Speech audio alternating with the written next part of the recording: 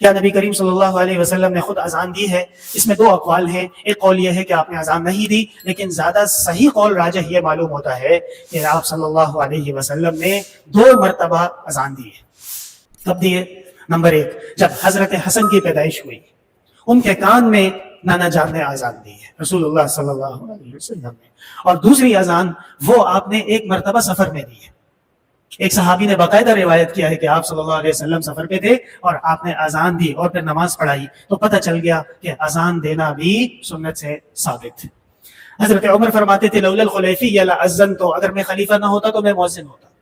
इमाम अबू हनीफा रहमतुल्लाह अलैह बहुत शौक से अजान देते थे और याकूब यानी इमाम अबी यूसुफ से कहते थे, नमाज पढ़ाओ, बहुत बड़ी इबादत है। हदीस में आता है, जहां जहां तक अजान की आवाज जाती है वो रोज़ क़यामत वो गवाही देंगे, या अल्लाह ये बंदा ला इलाहा इल्लल्लाह कह रहा था, मैं गवाही दे रहा हूँ। इसकी कोशिश करें जब मौका मिले अजान भी दे दिया करें।